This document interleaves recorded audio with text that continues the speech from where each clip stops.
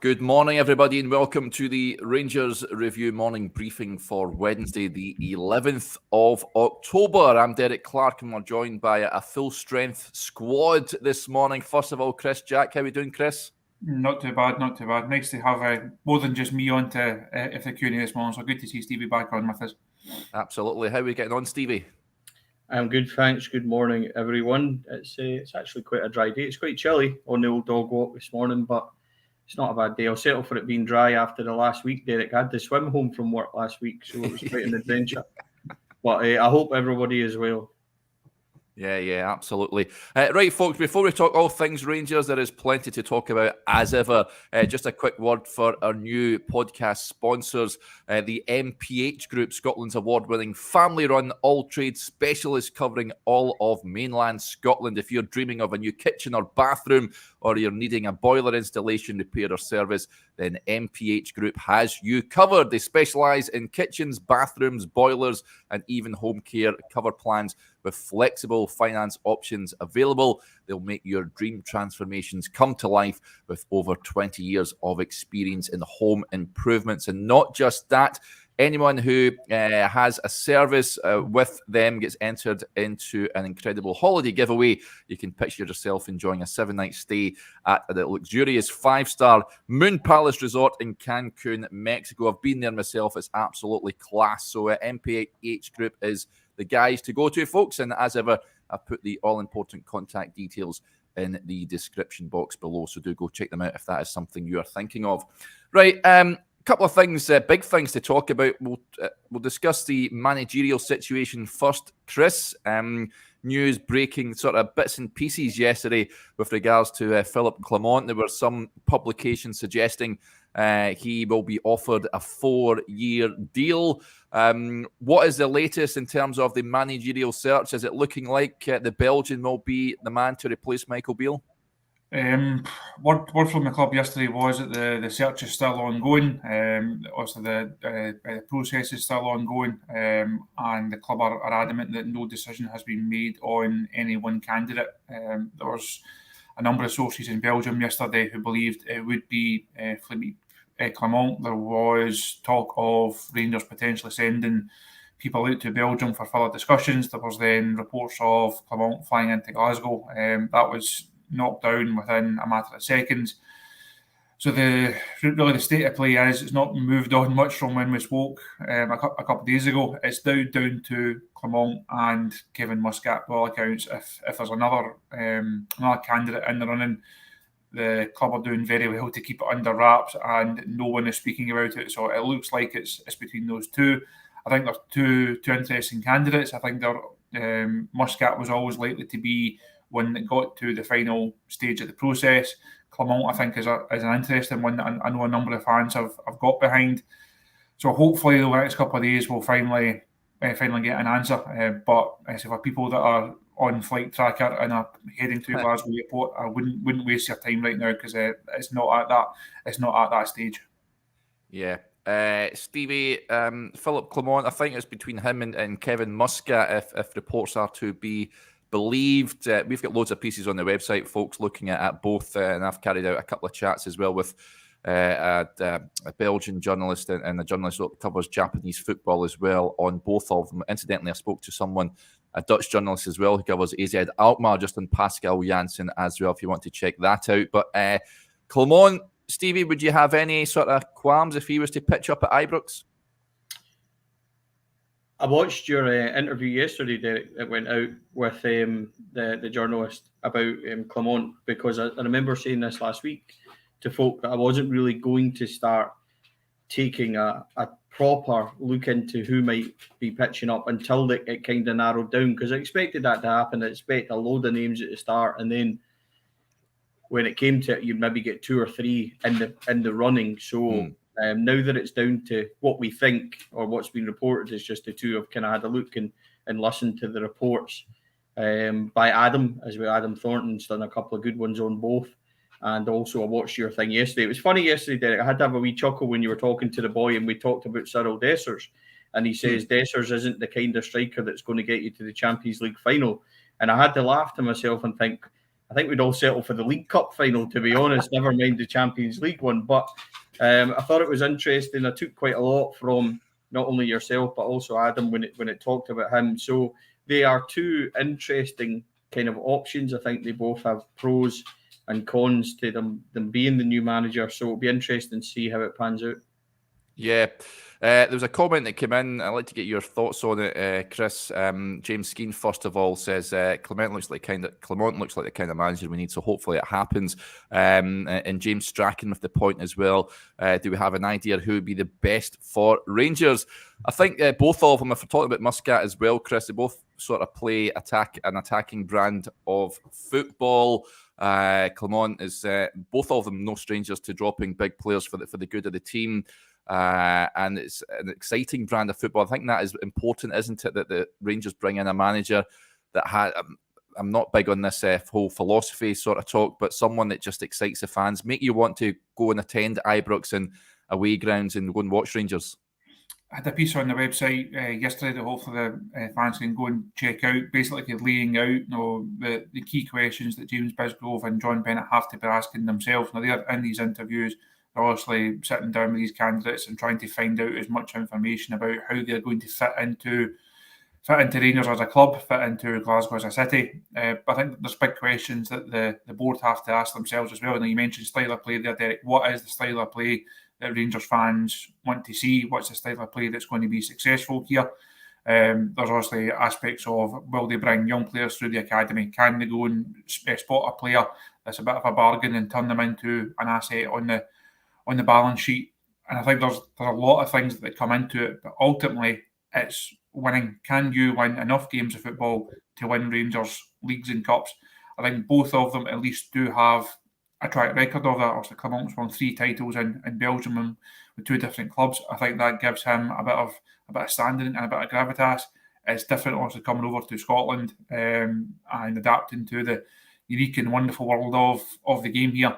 But I think the good thing for both him and for Kevin Muscat, who's had success in his coaching career as well, they do know what it takes to put winning teams on the pitch. And above all else, above style of play and how they carry themselves and how they do press conferences, if you can win games and you can win titles, everything else at the club just takes care of itself. We've seen that in the last few weeks. No matter what else is going on at the club in terms of the academy or infrastructure-wise, in the eyes of many fans, it doesn't matter because the first team's not performing.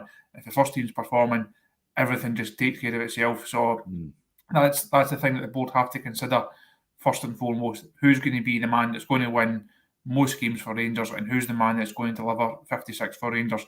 And it has to be who's going to do it within the next 2 seasons, because if he's coming in now, we can all debate now whether it's going to be too big a task in terms of potentially winning the Premiership this season.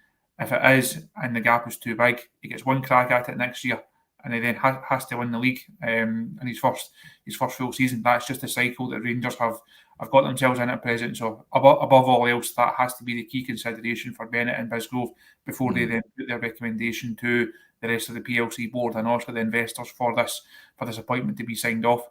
Yeah, interesting. Tom Smith says, I have money on Clement when he was at 14-1. Well done, buddy, if that materialises. It's interesting because nobody was talking about until Tuesday last week, I think it was, and Graham, one of the subscribers, messaged me saying, I don't understand why Rangers aren't looking at this guy. We mentioned him on the show, and now all of a sudden, he could be the next Rangers manager. So there you go. I wonder if the Rangers hierarchy watch this show, Stevie. But some of the comments that were coming in here, we've seen reports a potential 4-year deal. We don't yet know, of course, about the intricate details and who the manager will be. But Malky McLennan with the point, should be a 1-year rolling contract. What do you make of it at this point here?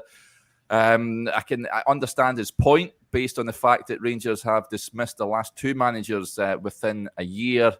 Just over a year for was it just over a year for Gio? Not entirely sure, but yeah. Listen, is that a fair point from Malky there? Would you like to see a rolling contract? Would Rangers be able to entice some top managers if that was the case? No, probably not. And in the case of the last 2 with Van Bronckhorst and Michael Beale, certainly they had a release clause for a certain amount of time that if he was sacked before then or something happened, you didn't have to pay up. And so I don't think that's a big consideration if they can stand it up and kind of legally maneuver around that. To be honest, it's, you know, it would all be great, and I understand why somebody would say it, because we're obviously all a bit tentative and nervous about the next one coming in and not working out again. So it's a fair point, and I'm not dismissing the actual idea around it. I'm not just sure that it's practical and that most would agree to that. I know that people look at over the road and say, you know, this and that, but I think the ones they had it with, you know, the likes of Lennon and possibly Postecoglou. Postecoglou, remember, was a bit of an unknown, so it's a bit of a gamble as much for him coming over here as it is for them. So people go on about that's what they did and things like that. So I'm not sure that Philippe Clement and a manager of kind of the teams that he's managed and would consider coming over to Rangers for a 1-year rolling contract. So I'm not seeing that as being the case with there. So I get it, Derek. It's a fair point, but I'm not sure that it's completely doable in that regard. He enjoyed success at Genk and Club Brugge, Chris. Went to Monaco, did well initially, but was sacked at the end of last season. And I've seen a few Monaco fans saying that they weren't too unhappy about him being removed. Mark with the point here, he says there's a reason Monaco gave him the boot. Should we be concerned at that from his last job that it never quite worked for him down there? I don't think so, because if you look at the game these days, you'll do well to find a manager that's not either has been sacked or will be sacked. There's very few go through their entire careers without being dismissed. That's just the nature of the game these days. So I wouldn't hold that against them. Managers can go to different clubs, go to different countries, and sometimes it just doesn't quite work out. I think the bigger body of evidence on Clement is what he's done in Belgium, and I think that it's probably on that basis that he's got this interview and he's got down to this stage of proceedings with Rangers. So I wouldn't hold that against him. Yeah, and just on the back of that, Mark says, who else is offering him a job? Al Shabab are keen on him. They wanted him in the summer, and I think they tried to approach him as well as Rangers did, and led to believe that there was a third inquiry from a club on Philippe Clement as well. So he certainly is a man that is attracting a bit of interest. This is an interesting point as well, Stevie. Stephen Gillespie raising the point here. For me, Clement has a better chance with the squad we have, can change things if needed, and I look towards our youth players. In terms of the manager that comes in, Stevie, I mean, short-term wise, he has to start winning games. We've got that huge League Cup semi-final on the horizon. What is it, the priority for the new manager coming in, do you reckon? Derek, this is quite a kind of broad question. If we can kind of indulge and go back to what the fella before was saying, on he's kind of obviously a wee bit nervous about Clement coming in. I think that's perfectly fair. I think every Rangers fan will be excited to get a new manager in, but also a little bit nervous considering things that have happened before. People of a certain vintage and age, like myself, would remember Paul Le Guen coming in with the fanfare that he came in. It's very similar to Clement is now, and I can understand why there'd be trepidation for anybody. So I get it. And I completely understand. And I also agree with what you said. There's never going to be a perfect candidate out there. Somebody with a 100% record, never been great at every club, etc. Because if there was, they're simply in employment and they're out of our reach. So anybody, just like players that we're bringing in, is going to be a certain kind of gamble towards what we're spending on. So I feel absolutely the same when it comes to Clement as possibly people do out there. I feel the exact same about Kevin Muscat. But there's a couple of things I want, Derek, about a new manager. I don't know where you boys stand on this. And immediately what they have to do is make big decisions at Rangers. And that's not only with our playing squad, but over the future of where we're going, how we're going to do it. There needs to be a style, something that we will see. And people always go on about Steven Gerrard got 3 years and he got a lot of time compared with others. It's because we could see it and we could see where we were going, and there was a patience behind that. With Giovanni van Bronckhorst, it was a bit of a mixed bag, and big defeats kind of undone him. Michael Beale steadied the ship, And then when it really came to the crunch about what he sold, about attacking football and his own squad and things, it just wasn't there. So there was no time given to them because we couldn't see it. So what we need to see from somebody coming in is an identifiable style straight away, Derek. And that doesn't matter if it doesn't work straight away. As long as we can see where it's going and what they're trying to do is something that we can all get behind. And I think there's a real clamour amongst all the fans to be entertained because we have seen a brand of football over the last couple of years that's been stuffy. It's been difficult to watch and not easy on the eye. So they're the first couple of things that I think any manager has to identify. He also has to go into that dressing room and really take stock of the players that are there and this continued cycle of failure and ask themselves what the players in there are contributing to that. Are they a bigger issue? Is the issue being the management and I can get more out of them? Absolutely fine. If he makes that decision, then great. But the other side of it is are they directly responsible? And there is a gut feeling amongst the support, and it is a wider support that some of the established players in there have been there too long. So there's big decisions that need to be made. And I thought it was interesting listening yesterday when he talked about the third season at Bruges for Clement, and he said he didn't recycle the squad as he'd done previously, and there was maybe a wee bit of rot set in because sometimes he's got a habit of just selling to try and freshen and keep this group fresh and have that kind of drive towards achieving new things.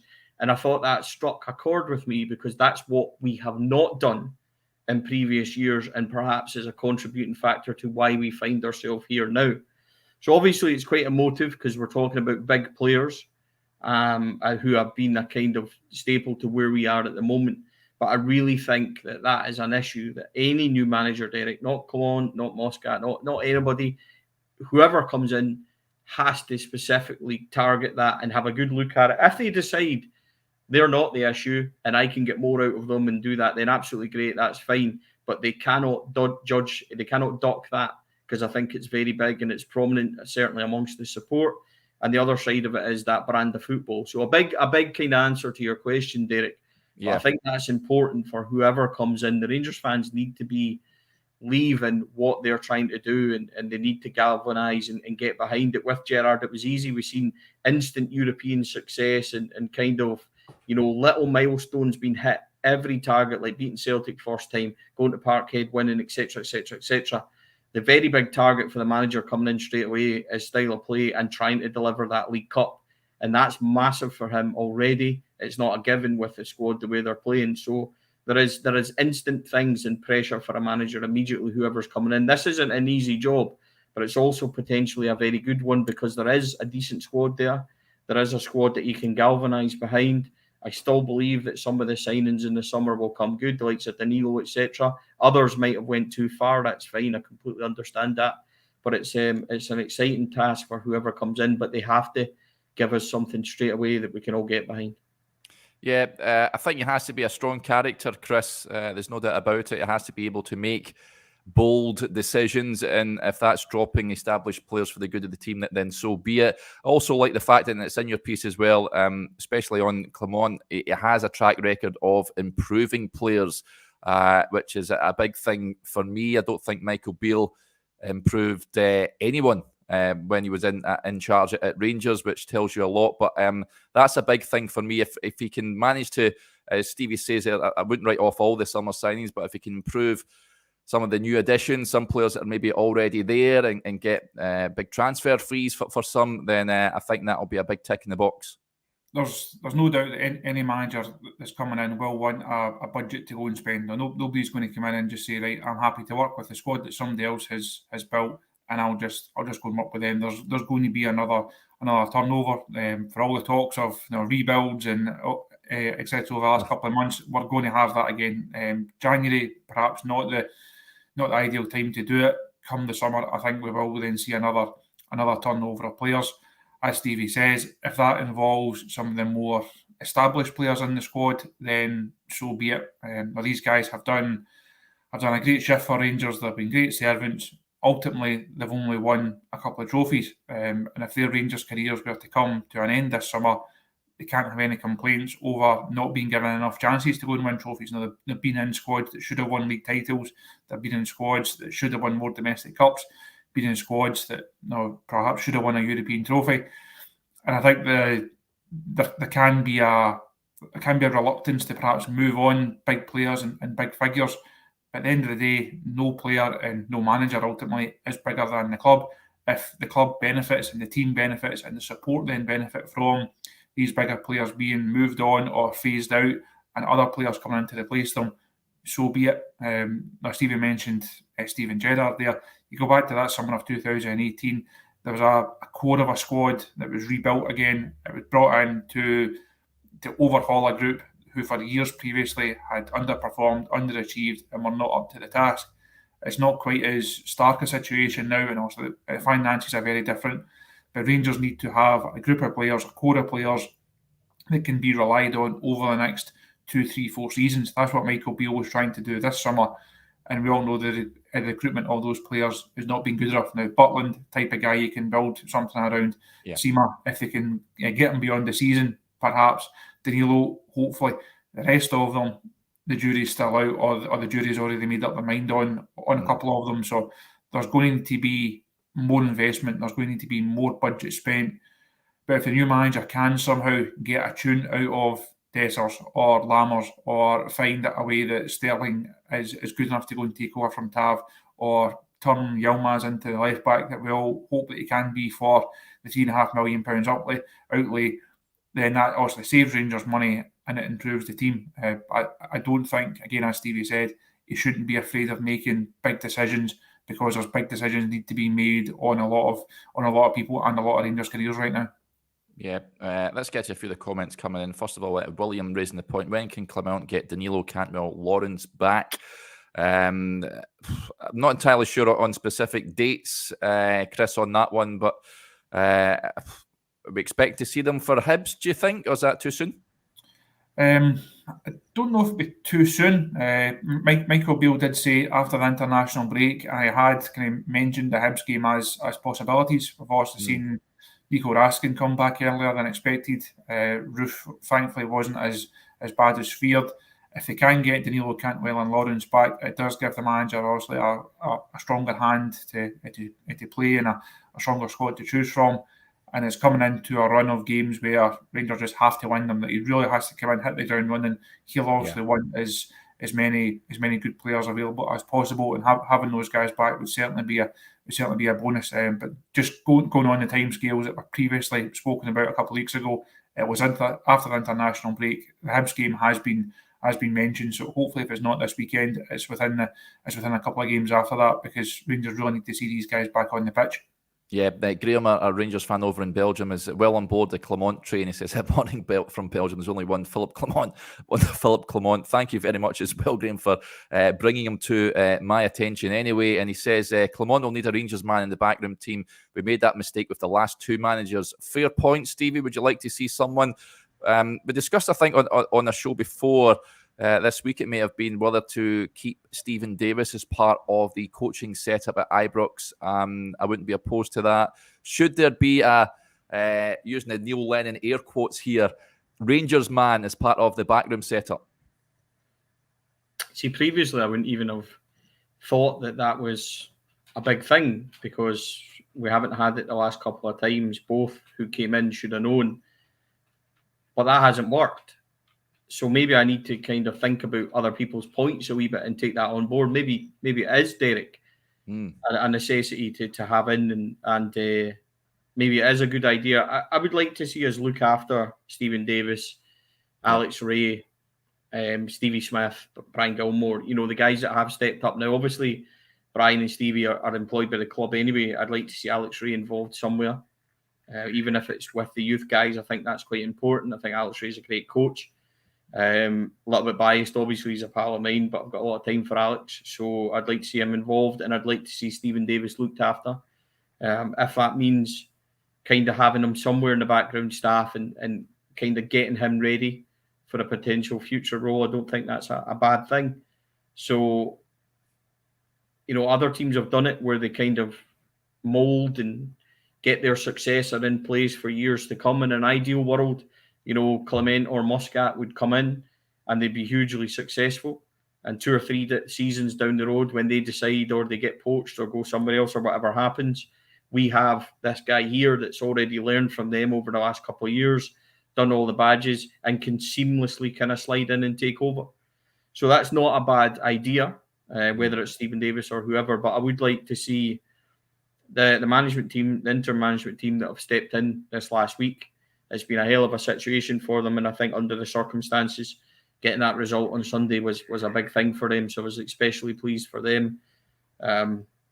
So I wouldn't mind seeing them looked after. So if they're involved some way, Derek, I wouldn't be entirely against that.